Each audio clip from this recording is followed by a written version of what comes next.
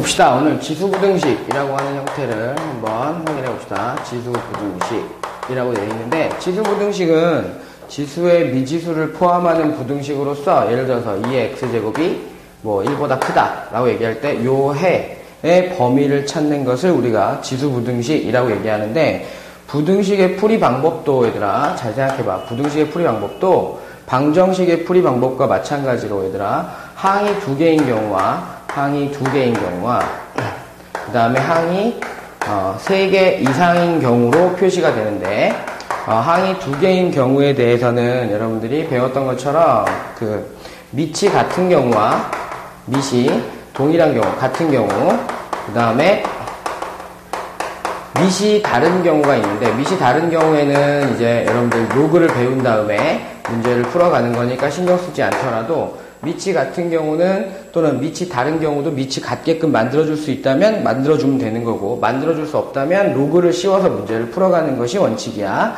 그 다음에 항이 3개 이상인 경우 어떻게 하느냐? 기본적으로 치환을 하는데, 치환하는 모습은 항상 t라고 얘기해놓고 t값이 0보다 크다라는 것을 표시하면 돼. 그런데 방정식은 등호가 성립하는 거지만 부등식은 부등호의 방향이 어떻게 되는지 달라지잖아, 그지? 그래서 그 부분만 이해하고 나면 문제 풀어가는 방법은 아주 똑같다라는 거야. 뭐냐면 우리가 y는 2의 x제곱이라고 하는 형태, 예를 들어서 이렇게 할까? a의 x제곱이라는 형태가 있는데, a 값이 1보다 큰 경우를 보게 되면 그래프를 그렸을 때 요렇게 표시가 된다고. 이 자리가 1이고, 그런데 이제 관심을 두고 있는 부분은 뭐냐면 이거야. 여기가 x1이라고 놓고 여기를 x2라고 놨어. x2라고 놨을 때 쭉 표시하게 되면 이 자리가 a의 x1이 될 것이고, 쭉 표시해서 이 자리가 a의 x2가 되는데, x제곱이 아니라 2지, 2. 이렇게 되는데, 문제는 뭐냐면 문제가 이렇게 나온단 말이야.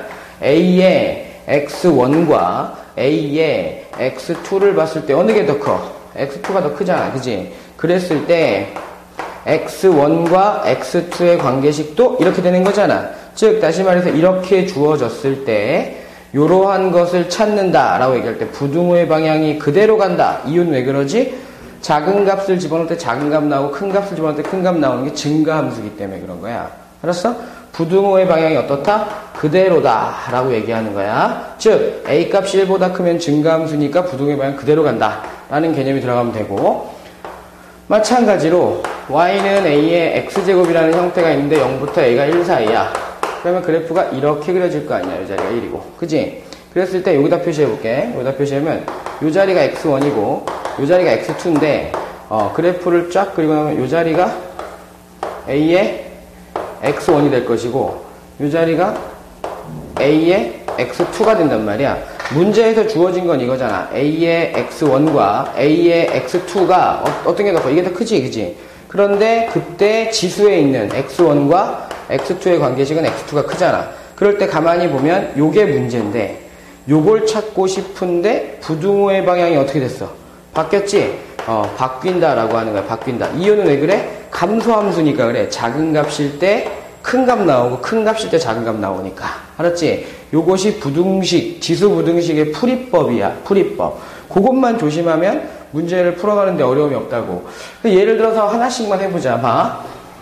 하나씩만 해보면 이렇게 들어가는 거야. 첫 번째 밑이 같은 경우에 보면 2의 x제곱하고 2의 2x-1이라는 것이 있어. 그랬을 때 문제를 풀고 싶대. 그러면 우선 머릿속에 떠오르는 건 밑이 같아요야. 밑이 같아요? 지수끼리 같습니다라는 개념인데, x하고 2x-1인데 방정식일 땐 같은 거지만 부등식일 때는 조심해야 되잖아. 밑이 1보다 크니까 증가함수니까 부등호의 방향 그대로 간다라고 생각하시면 돼요.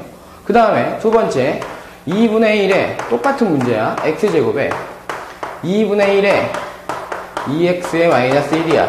그러면 밑이 같으니까 지수끼리 같습니다 라고 얘기해놓고 2x-1 한 다음에 어떻게 하면 돼? 부등호의 방향이 바뀌기만 하면 돼. 그 다음에 세 번째 치환하는 건 2의 2x승 마이너스 3의 2 곱하기 2의 x승 마이너스 8이 0보다 작습니다 라고 얘기하면 2의 x제곱을 t라고 치환해 놓고 t제곱에 마이너스 2t의 마이너스 8은 0보다 어때? 작지? 그럼 t는 얼마가 돼? 4하고 2잖아. 4하고 마이너스 2. t는 이렇게 할까? t 값은 치환과 동시에 확인되는 건 t는 0보다 커야 되잖아.